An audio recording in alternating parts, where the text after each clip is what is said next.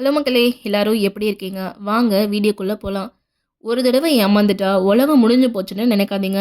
கண்ணாடி உடைஞ்சா குத்தும்னு பயப்படுவோம். ஆனா அதே கண்ணாடி தான் வைரமா ஜொலிக்கும்போது நம்ம கண்ண பறிக்கும். உடைஞ்சு போன நம்பிக்கைய வெறும் ஒட்டு வேலையா பார்க்காம, இத ஒரு இரும்பு கோட்ட மாதிரி எப்படி மறுபடியும் கட்டுறது? இன்னைக்கு அத பத்தி தான் நம்ம பேச போறோம். நம்பிக்கைங்கிறது ஒரு மெல்லிய நூல் மாதிரி இல்ல. அது நம்ம மனசோட அஸ்திவாரம். இது ஏன் உடையுதுன்னா, நம்ம ஒருத்தர் மேல வச்சிருக்க இமேஜ் அவங்க நிஜமான குணத்தோட மேட்ச் ஆகாதப்போ தான் அந்த விரிசல் விழுது. சில நேரம் நம்ம மேலேயே நமக்கு இருக்கிற நம்பிக்கை உடையறதுக்கு காரணமே, நம்ம செஞ்ச சின்ன சின்ன தவறுகள பெருசா நெனச்சு கில்ட் ஆகுறது தான். நம்பிக்கை உடையிறப்போ வர்ற வலி ஒரு ஃபிசிக்கல் இன்ஜூரிய விட அதிகமா இருக்கும். ஏன்னா, அது நம்ம எமோஷனல் செக்யூரிட்டியையே காலி பண்ணிடும். ஆனா, இந்த வலியில இருந்து தான் ஒரு புதிய மெச்சூரிட்டியே பிறக்கும். முதல்ல விஷயம் கைமீறி போயிருச்சு. நம்பிக்கை உடைஞ்சிருச்சுங்கிற உண்மைய 2 பேருமே ஏத்துக்கணும். சின்ன விஷயம் தானே, இத ஏன்பா இவ்வளவு பெருசு பண்றீங்க?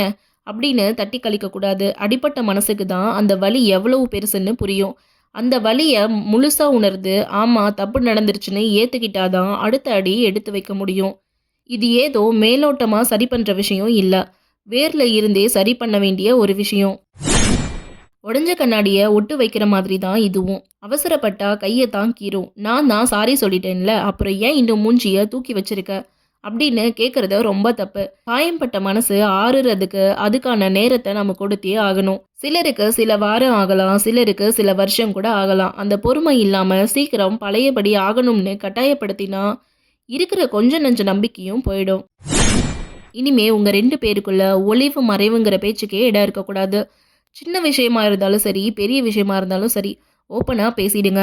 முன்னாடி தப்பு பண்ணவங்க, இனிமே நான் எங்க போறேன், யார பார்க்குறேன் அப்படின்னு எல்லாத்தையும் சொல்லிடணும். அவங்க கேட்காமலே நீங்க சொல்லும்போது தான், சரி இவங்க எதையும் மறைக்கல அப்படின்னு மத்தவங்களுக்கு மெல்ல மெல்ல ஒரு நிம்மதி வரும். சந்தேகம் வராம பார்த்துக்கிறது தான் வேலை. நம்பிக்கை துரோகம் பண்ணவங்க, பாதிக்கப்பட்டவங்க கிட்ட இருக்கிற கோபம், அழுக, விரக்தி எல்லாத்தையும் தாங்கிக்கணும். அவங்க பழச நினைச்சு அழுதா, "அத ஏன்பா இப்ப கிளறுறன்னு" கேட்காம, அவங்க பக்கத்துல இருந்து ஆறுதல் சொல்லணும். அவங்க படுற கஷ்டத்துக்கு நாம தான் காரணங்கிற குற்ற உணர்வு உண்மையாவே இருக்கணும். அவங்க வலிய நீங்க புரிஞ்சுக்கிட்டீங்கன்னு அவங்களுக்கு தெரியணும். அப்பதான் அந்த தழும்புகள் மறைய ஆரம்பிக்கும். ஒரே நாள்ல பெரிய மலைய தூக்கி வச்சு நம்பிக்கைய வர வைக்க முடியாது. தினமும் நீங்க நடந்துக்கிற விதம் தான் நம்பிக்கைய வளர்க்கும்.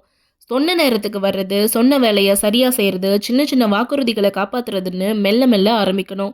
இந்த சின்ன சின்ன நேர்மையான விஷயங்கள் தான் ஒண்ணா சேர்ந்து ஒரு பெரிய நம்பிக்கையா மாறும். வார்த்தைகள விட உங்க செயல்கள் தான் சத்தமா பேசணும். சும்மா ஒரு சாரி சொல்றதுல எந்த பிரயோஜனமும் இல்ல. நீங்க செஞ்ச தப்பு மத்தவங்கள எவ்வளோ தூரம் பாதிச்சிருக்குன்னு உங்களுக்கு தெரியணும். "மன்னிச்சிடு, நான் பண்ணது தப்பு தான். இனிமே இப்படி நடக்காது" அப்படின்னு மனசார சொல்லணும். அந்த மன்னிப்புல ஒரு நேர்மை இருக்கணும். திரும்ப திரும்ப அதே தப்ப செஞ்சுட்டு சாரி கேட்கறது வெறும் நடிப்பு. அந்த தப்ப திருத்திக்கிட்டு ஒரு புது மனுஷனா அவங்க முன்னாடி நிக்கணும். பழைய கசப்பான நினைவுகள மறக்க வைக்கணும்னா, புதுசா நல்ல நினைவுகள உருவாக்கணும். 2 பேரும் சந்தோஷமா இருக்கிற மாரி இடங்களுக்கு போகலாம். இல்லன்னா வீட்ல உட்காந்து மனசு விட்டு பேசலாம். செல்போன தூக்கி ஓரமா வச்சுட்டு ஒருத்தர் கண்ண ஒருத்தர் பார்த்து பேசுங்க. அந்த நெருக்கம் தான் இழந்த நம்பிக்கையா மீட்டு தரும். ஒருத்தர் மேல ஒருத்தர் வச்சிருக்க அக்கறைய வெளிப்படுத்த இது ஒரு நல்ல வாய்ப்பு. இனிமே என்னெல்லாம் செய்யலாம், என்ன செய்யக்கூடாதுன்னு ஒரு தெளிவான கோடு போட்டுக்கோங்க. 2 பேருக்கும் என்ன பிடிக்கும், என்ன பிடிக்காதுன்னு பேசி ஒரு முடிவுக்கு வாங்க. இந்த விஷயத்த நீ செஞ்சா எனக்கு பிடிக்காது அப்படின்னு உங்க பார்ட்னர் சொன்னா அத மதிக்க கத்துக்கோங்க. அந்த எல்லைக்குள்ள நீங்க கண்ணியமா நடந்துக்கும்போது, பரவால்ல இவங்க நமக்காக மாறுறாங்கன்னு எண்ணம் மத்தவங்களுக்கு வரும். இது ரொம்ப கஷ்டமான விஷயம் தான். ஆனா அவசியம். ஒரு கட்டத்துல அந்த தப்ப முழுசா மன்னிச்சுட்டு, அத அடிக்கடி குத்தி காட்டாம இருக்க பழகணும். ஒருத்தர் திருந்தி வர்றாங்கன்னு தெரிஞ்சதுக்கு அப்புறமும், பழைய தப்பையே பேசிக்கிட்டு இருந்தா உறவு வளராது. அந்த பழைய பாரத்தை இறக்கி வச்சுட்டு, ஒரு புது ஆரம்பமா இத நினைக்கணும். மன்னிப்புங்கிறது அவங்களுக்காக மட்டும் இல்ல, உங்க மன அமைதிக்காகவும் தான். கடைசியா நம்ம மனசுல இருக்கிற எனர்ஜிய மாத்தணும். எல்லாம் சரியாயிடும். எங்க உறவு இன்னும் பலமாகும் அப்படின்னு பாசிட்டிவா நினைங்க. பிரபஞ்சத்துக்கிட்ட நல்ல எண்ணங்கள அனுப்புங்க. நீங்க எத அதிகமா நினைக்கிறீங்களோ அதுதான் நடக்கும்.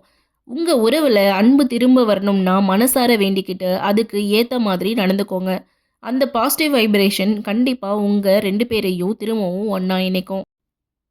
கடைசியா நம்பிக்கை உடையறது உங்கள வீழ்த்துறதுக்கு இல்ல, உங்கள இன்னும் தெளிவா மாத்துறதுக்கு தான். உடைஞ்ச கண்ணாடி துண்டுகள வச்சு ஒரு அழகான கோலம் போட முடியும்னு நம்புங்க.